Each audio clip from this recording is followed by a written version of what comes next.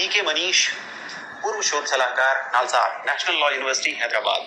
छत्तीसगढ़ आरक्षण विवाद प्रकरण, ऑडियो मैसेज 11। 1 मई 2023 के सुप्रीम कोर्ट के अंतरिम आदेश के संदर्भ में स्पष्टीकरण लेने के लिए पक्षकार विवेक कुमार सिंह की तरफ से जो अंतरिम आवेदन दाखिल किया गया है, उससे बहुत सारे नए सवाल खड़े होते हैं। यह अंतरिम आवेदन अगर संविधानवाद के नजरिए से देखा जाए तो बहुत दुखदाई है।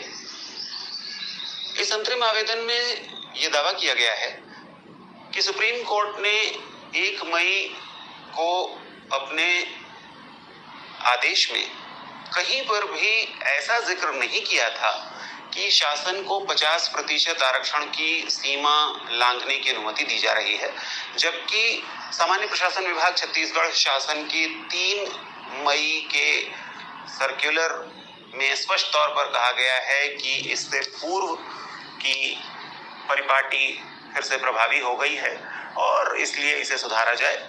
सरगुजा के कुछ जिलों में हाई कोर्ट के 19 सितंबर के फैसले के पहले जिला स्तर पर जो आरक्षण था उसका भी जिक्र किया गया है। बहुत आश्चर्य की बात है कि सामान्य वर्ग की ओर से इस बार भी सुप्रीम कोर्ट के ध्यान में यह बात नहीं लाई गई कि छत्तीसगढ़ राज्य के द्वारा 2 आरक्षण संशोधन विधेयक पारित किए जा चुके हैं।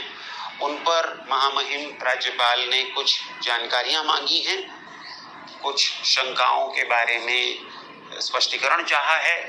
सबसे महत्वपूर्ण बात है कि इन आरक्षण संशोधन विधेयकों का आधार जिस क्वांटिफिएबल डाटा आयोग की रिपोर्ट को बनाया गया है उसकी रिपोर्ट मांगी है, क्योंकि उस रिपोर्ट की प्रति कैबिनेट मीटिंग के पहले न तो मंत्रियों को दी गई थी, न तो विधानसभा को दी गई और न ही राज्यपाल को उपलब्ध कराई गई। राज्यपाल के इस बाधक कृत्य तथा कथित बाधक कृत्य के विरुद्ध छत्तीसगढ़ शासन ने माननीय हाई कोर्ट बिलासपुर में रिट याचिका दायर कर रखी है, जिस पर पेशी दर पेशी बात बढ़ती जा रही है। इसी दरमियान तेलंगाना राज्य शासन ने अपने राज्यपाल के बाधक कृत्यों के विरुद्ध एक रिट याचिका दायर की, जिस पर 4 पेशियां हुई और उन सभी पेशियों के दरमियान निजी तौर पर मेरे द्वारा शासन को, छत्तीसगढ़ शासन को यह सुझाव दिया गया कि उन्हें भी ट्रांसफर पिटीशन के माध्यम से सुप्रीम कोर्ट आ जाना चाहिए, लेकिन संभवतः मुख्यमंत्री भूपेश बघेल इस पर सिर्फ राजनीतिक बयानबाजी करना चाहते हैं और किसी भी तरीके से अपने आरक्षण संशोधन विधेयकों पर कोई स्पष्टता नहीं आने देना चाहते। इससे ये बात फिर से उभरती है कि क्या मुख्यमंत्री और सामान्य वर्ग के लोग वापस साजिश कर रहे हैं और इस पूरी बहस को 58 बनाम 50 की बहस में फंसाकर 16, 20, 14 का अवैध रोस्टर लाने की कोशिश कर रहे हैं, जिसकी आशंका 1 मई की सुनवाई में भी थी। और किसी न किसी तरीके से हमने इस विषय पर जो सामाजिक चर्चा, सार्वजनिक चर्चा चलाई, उससे उस प्रयास में कहीं ना कहीं तकलीफें पैदा हुई और वे लोग उस साजिश में कामयाब नहीं हो सके। ये समझना कठिन है कि आखिर आरक्षण जैसे संवेदनशील मुद्दे पर सभी लोग संविधानवाद के मुताबिक काम क्यों नहीं करना चाहते। अपने अपने निजी, संकुचित, सीमित स्वार्थों के साथ काम करने का क्या अर्थ है, यह समझना बहुत कठिन है। जहां तक 1 मई के आदेश का सवाल है, यह निश्चित है कि यह आदेश बहुत ही अजीबोगरीब है। इसमें स्पष्टता की बहुत अधिक संभावना है। इसके पैराग्राफ 1 में शासन के अधिवक्ता अभिषेक मनु सिंघवी ने यह कहा कि यदि हमें चयन प्रक्रिया, नियुक्तियां और पदोन्नति करने की अनुमति न दी जाए, खास तौर पर इस नजरिए से कि हाई कोर्ट का फैसला जब आया तब तक कई प्रक्रियाएं अपनी किसी न किसी मध्य चरण पर थी, तो जनशक्ति की भारी कमी हो जाएगी। लेकिन इसे जब वापस पैराग्राफ 3 में दर्ज किया गया तो न्यायालय ने कहा कि हम ऐसी स्थिति उत्पन्न होने नहीं दे सकते कि राज्य के पास पर्याप्त जनशक्ति न हो जो कि प्रशासन के चलाने में जरूरी है। ध्यान रहे कि जनशक्ति शब्द अकेले यदि इस्तेमाल किया जाए तो स्वाभाविक तौर पर उसमें शिक्षण का मामला भी आ जाता है, उसमें एजुकेशनल एडमिशंस का मामला भी आ जाता है। लेकिन यदि प्रशासन के चलाने के लिए बात की जाए तो स्वाभाविक सी बात है उसमें एजुकेशनल एडमिशंस का मामला नहीं आता है। यह स्पष्टता मांगी जानी चाहिए अन्य लोगों के द्वारा भी, और अब ऐसा लगता है कि कुछ न कुछ अन्य पक्षकारों की ओर से ये स्पष्टता मांगी जाएगी। इसमें पदोन्नति का जिक्र बेवजह आया है, जैसा कि मैंने अपने पिछले संदेश में भी बताया था कि छत्तीसगढ़ के पदोन्नति का प्रकरण माननीय उच्चतम न्यायालय के सम्मुख लंबित ही नहीं है। 2 SLPs विजय सिंह कोराम और निरंजन कुमार दिसंबर 2020 और जनवरी 2021 में फाइल जरूर की गई थी, लेकिन वे तकरीबन 1.25 साल से रजिस्ट्रार के सामने लंबित हैं क्योंकि उनमें सभी पक्षकारों को नोटिस सर्व ही नहीं किया गया है। और वे उस समय के SLPs हैं जबकि रिवर्शन का खतरा था और उनमें यह बात बहुत स्पष्टता से नहीं आई थी कि छत्तीसगढ़ शासन उसके बाद पदोन्नति नियम की नई कंडिका 5 अधिसूचित कर चुका है, जिस पर बाद में माननीय उच्च न्यायालय बिलासपुर ने स्थगन आदेश दे दिया था और अंतिम सुनवाई उसमें काफी समय से लंबित है। इस बिंदु के आ जाने से, पदोन्नति का जिक्र आ जाने से ही 1 मई का आदेश विवादित तो हो ही जाता है और उस पर स्पष्टीकरण की साफ आवश्यकता है। दूसरी बात, यह कहना तो ठीक नहीं ही होगा कि 1 मई के आदेश से छत्तीसगढ़ शासन को नई भर्तियां करने की भी छूट मिल जाती है, क्योंकि खास तौर पर पैराग्राफ 1 में जब यह जिक्र कर दिया गया कि हाईकोर्ट का फैसला आने के समय ही कुछ चयन प्रक्रिया मध्य के चरणों में थी, तो इसका यह अर्थ नहीं लगाया जा सकता है कि बाद के लिए भी उसे यह सुविधा प्राप्त हो गई है। इन सभी स्पष्टीकरणों के लिए सुप्रीम कोर्ट सबको मिलकर आना चाहिए था। स्वाभाविक तौर पर छत्तीसगढ़ शासन ने माननीय सुप्रीम कोर्ट को भटकाने की कोशिश की है, यहाँ गलत बयानी की है, झूठ बोला है, उनसे तात्विक जानकारी छुपाई है और यह सब यहाँ रखा जाना चाहिए।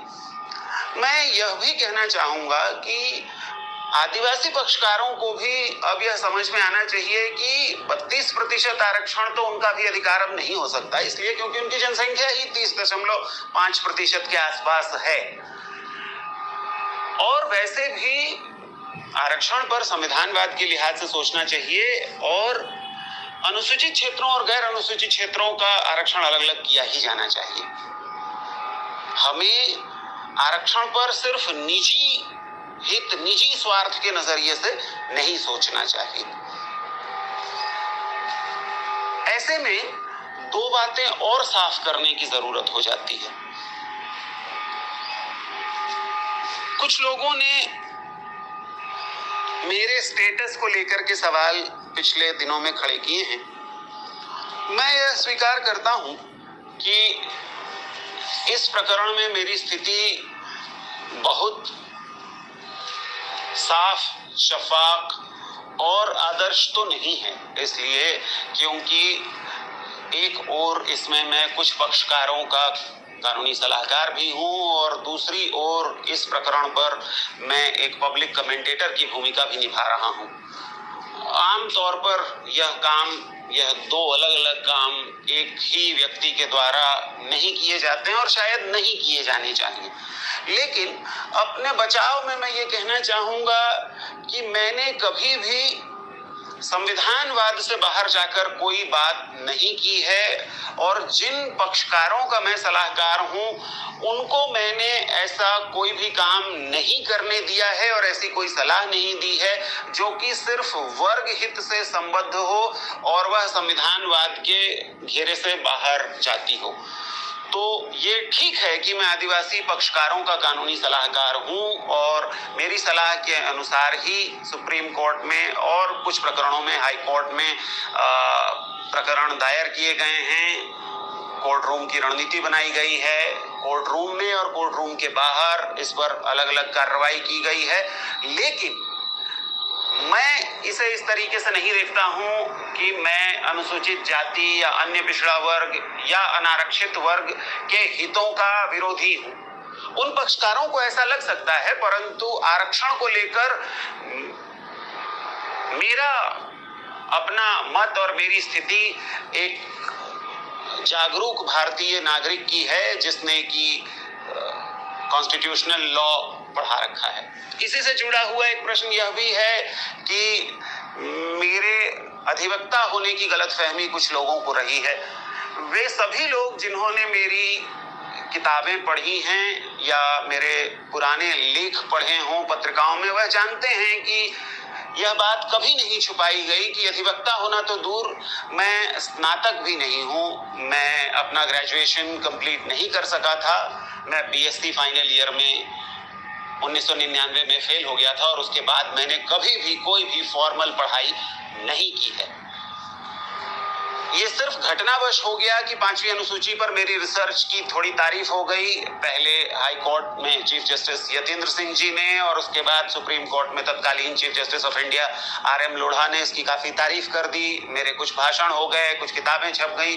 मुझे लॉ यूनिवर्सिटीज में पहले स्टैंड अलोन कोर्सेज पढ़ाने के लिए और फिर कुछ रेगुलर कोर्सेज की क्लासेस लेने के लिए बुला लिया गया और इस वजह से फिर पुलिस महानिदेशक का सलाहकार होने की वजह से विधिक सलाहकार होने की एक छवि विकसित हुई।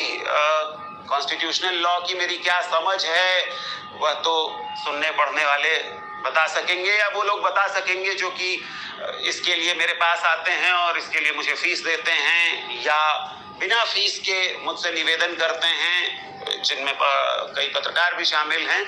उन्हें संभवतः इसमें कुछ गुणवत्ता दिखती होगी, इसीलिए मुझसे यह निवेदन किया जाता है और मैं हमेशा कोशिश करता हूं कि जहां तक हो सके निष्पक्ष होकर यह जानकारी, यह राय, निर्देश, सलाह, सुझाव दे सकूं। आखिरी बात यह रह जाती है कि अनारक्षित वर्ग के लोगों ने सुप्रीम कोर्ट में जो पोजीशन ले रखी है और वह जानबूझकर बार बार शासन की गलत बयानी का विरोध करने से खुद को बचा रहे हैं। वह आरक्षण संशोधन विधेयकों के बारे में कुछ नहीं कहते। वह यह बताना नहीं चाहते कि छत्तीसगढ़ का आरक्षण विवाद प्रकरण आरक्षण की 50% सीमा लांघने का विवाद मात्र नहीं है, यह आरक्षण के हितार्थियों के बीच का संघर्ष है। ऐसा लग रहा है कि अनारक्षित वर्ग के लोग किसी भी तरीके से 16, 20, 14 का अवैध रोस्टर ले आना चाहते हैं और उन्हें लगता है कि 50% पर किसी भी तरीके से भर्तियां और नियुक्तियां होने लगे। आपको यह समझना होगा कि अब इतनी चेतना आ चुकी है आदिवासी समाज में कि यह अवैध कृत्य चाह कर भी भूपेश बघेल जी लंबे समय तक नहीं कर पाएंगे। यद्यपि कि उन्होंने यह काम सितंबर से हाल तक किया है। आदिवासी समाज को 110 मेडिकल सीटों का नुकसान सरकारी मेडिकल कॉलेजेस में उन्होंने करके दिखाया। बहुत सारी भर्तियां उन्होंने अवैध 16-20 रोस्टर से करके दिखाई, लेकिन इसे व्यापक स्तर पर किया नहीं जा सकेगा। भूपेश बघेल जी 58% की राहत लेने के लिए सुप्रीम कोर्ट नहीं आए थे। उनके बयान से भी साफ है कि उन्हें लगता है कि पूरा न्याय तभी मिलेगा जब 76% के उनके फॉर्मूले पर उन्हें सम्मति मिल जाएगी। वह एक अवैध फॉर्मूला है, वह कभी लागू नहीं होगा। प्रश्न यह नहीं है कि राज्यपाल, तत्कालीन राज्यपाल या वर्तमान राज्यपाल उस पर हस्ताक्षर नहीं कर रहे हैं। यदि सौभाग्य से कल कांग्रेस की केंद्र में सरकार बन जाए, कांग्रेस का राज्यपाल आ जाए, वह उस पर हस्ताक्षर कर दे, तब भी वह फॉर्मूला नहीं चलेगा। कांग्रेस को भी यह समझने की जरूरत है और भाजपा के ओबीसी नेतृत्व को भी समझने की जरूरत है। जैसा कि मैं बार बार कहता हूं, छत्तीसगढ़ में आरक्षण प्रकरण पार्टियों का विवाद नहीं है। यद्यपि कि दोनों पार्टियां एक दूसरे पर कीचड़ उछालने में कोई कमी नहीं कर रही हैं, लेकिन निष्पक्ष लोग यह देख सकते हैं कि भाजपा का ओबीसी नेतृत्व और कांग्रेस के मुख्यमंत्री कतई आरक्षण की और सामाजिक न्याय की समझ नहीं रखते हैं और समझ विकसित भी नहीं करना चाहते हैं। समझाए जाने पर समझने के लिए तैयार नहीं होते हैं। कांग्रेस के प्रदेशाध्यक्ष मोहन मरकाम हो या भाजपा के प्रदेशाध्यक्ष अरुण साव हो, मेरे निवेदन करने पर भी उनमें से किसी ने भी मिलने के लिए समय नहीं निकाला। एक दंगाई मानसिकता छत्तीसगढ़ में विकसित हो गई है। समाज में आग लगाकर ही वोट बटोरने हैं। हम कोई सकारात्मक काम करके समाज के विभिन्न वर्गों में यदि संघर्ष हो रहा है तो उनमें किस तरीके से हम समन्वय बिठाएं, सामंजस्य बिठाएं, शांति का प्रसार करें और कैसे कुछ ऐसी चीज लेकर के आए जो कि दीर्घकालिक हो, जो लंबे समय तक चल सके और जिससे राज्य का भी विकास हो। यह इन दोनों पार्टियों के कम से कम वर्तमान नेतृत्व के तो कामकाज में नजर नहीं ही आता है। यदि हमारे सतनामी बंधु या अनुसूचित जाति के कुछ व्यक्ति या संगठन 16% आरक्षण लेने की जिद लिए बैठे हैं तो हमें उनको बिठाकर समझाना होगा कि 16% आपका अधिकार नहीं है, आपको नहीं मिलना चाहिए। आपको आपकी जनसंख्या प्रतिशत से अधिक का आरक्षण बिल्कुल नहीं मिलना चाहिए, नहीं मिलेगा, हम नहीं मिलने देंगे। हमें यही बात अन्य पिछड़ा वर्ग को भी समझानी होगी कि एक छत्तीसगढ़ जैसे राज्य में जहां अनुसूचित जाति अनुसूचित जनजाति की कुल जनसंख्या ही 43% के आसपास पहुंच जाती हो, वहां आपको 27 तो क्या 14% आरक्षण मिलना भी कठिन है। या तो आरक्षण हितार्थियों के सभी प्रवर्ग आपस में बैठकर कोई नया फॉर्मूला विकसित करें, अनुसूचित जाति और अनुसूचित जनजाति भी कुछ समझौता करें और अन्य पिछड़ा वर्ग के लिए थोड़ी सी जगह छोड़ें, या तो यह रास्ता संभव है। या मैंने जो फॉर्मूला दिया है बीके मनीष फॉर्मूला, जिसके तहत हम सभी पदों का विभाजन अनुसूचित क्षेत्रों और गैर अनुसूचित क्षेत्रों में कर दें। अनुसूचित क्षेत्रों में हम 50% से अधिक आरक्षण दे सकते हैं, गैर अनुसूचित क्षेत्रों में जनजाति को उनकी जनसंख्या से, उनकी राज्यवार कुल जनसंख्या से काफी कम आरक्षण दिया जा सकता है। हम सभी को खुले मन से कुछ नए उपायों के बारे में सोचना होगा।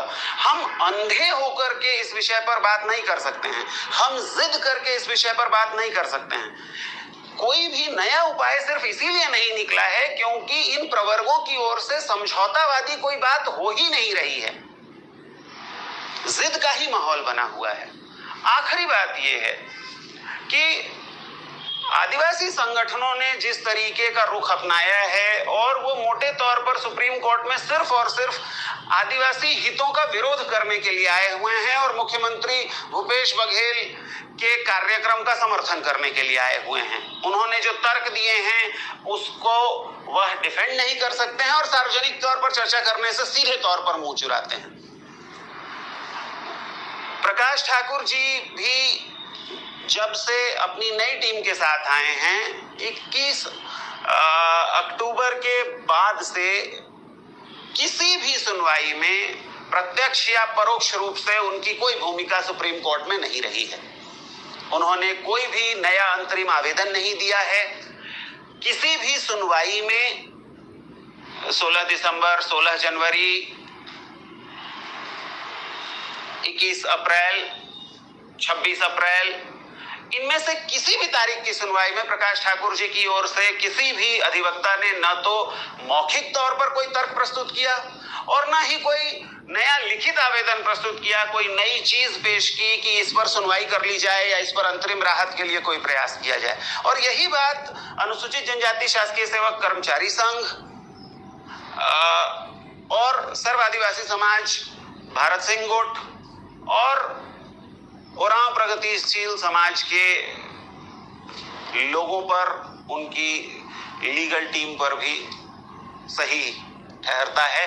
इनकी ओर से भी कोई भी नई बात, कोई भी नया तर्क इन पिछली 4 पेशियों में नहीं रखा गया, ना ही इनकी ओर से कोई नया आवेदन, कोई अंतरिम आवेदन दिया गया है। तो अब जबकि ये दिख रहा है कि छत्तीसगढ़ शासन इनडायरेक्टली अवैध 16, 20, 14 रोस्टर को लाने की कोशिश कर रहा है। ध्यान रहे माननीय मुख्यमंत्री भूपेश बघेल जी की यही रीति नीति रही है, वह ऐसा ही करते हैं। ऐसा ही उन्होंने अपने 2019 के अध्यादेश के बारे में भी किया। एक तरफ अध्यादेश लेकर के आए और एक तरफ अपने मित्र से उसे चुनौती भी दिलवा दी। उसके बाद उन्हें एक महत्वपूर्ण पद भी दे दिया। गुरु घासीदास प्रकरण में भी हमने देखा कि शासन जैसे ही हाई कोर्ट में इस रिट में पराजित हुआ, गुरु घासीदास अकादमी के तत्कालीन अध्यक्ष को उन्होंने कैबिनेट मंत्री का दर्जा दे दिया। तो माननीय मुख्यमंत्री भूपेश बघेल जी चेस बोर्ड पर काले और सफेद दोनों पीसेस से एक ही साथ खेलते हैं, दोनों तरफ से वो ही खेलते हैं और किसी दूसरे को खेलने नहीं देते हैं। तो किसी भी सार्थक चर्चा और सकारात्मक चर्चा, सकारात्मक उपाय में उनकी कोई निष्ठा ही नहीं है। वह अभी भी इस विषय के वैज्ञानिक विधि सम्मत हल को निकालने की कोई कोशिश नहीं कर रहे हैं। स्वाभाविक सी बात है कि 58% आरक्षण तो कंटिन्यू नहीं ही कर सकता है। ये ठीक है कि मराठा आरक्षण प्रकरण में भी हाईकोर्ट का फैसला आने और सुप्रीम कोर्ट की 3 जजों की बेंच ने संविधान पीठ को मामला रेफर किए जाने के बीच जो भी भर्तियां मेडिकल, पीजी और कुछ अन्य जगहों पर हो गई थी, उन्हें सुप्रीम कोर्ट ने वैध ठहराया था। वह 50% की सीमा ब्रीच वहां पर विशिष्ट परिस्थितियों में की गई थी।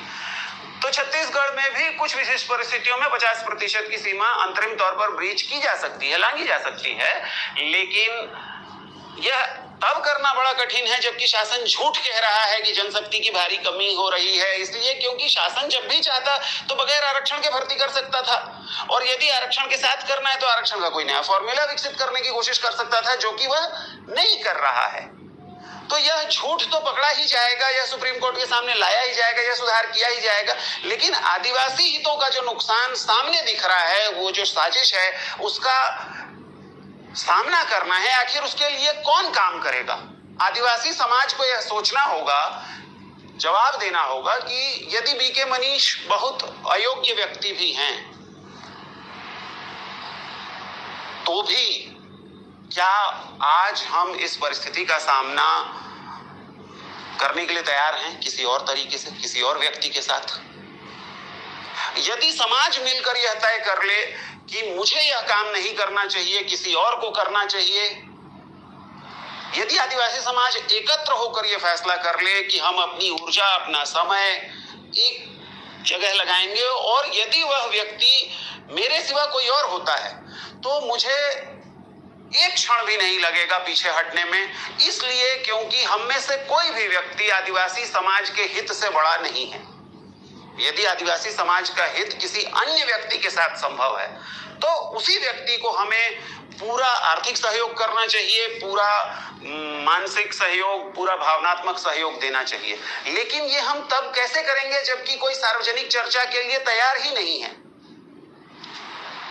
19 सितंबर से किस किस ने अपने किस किस खातों में कितने कितने पैसे जमा किए, ये तक बताने के लिए लोग तैयार नहीं हैं।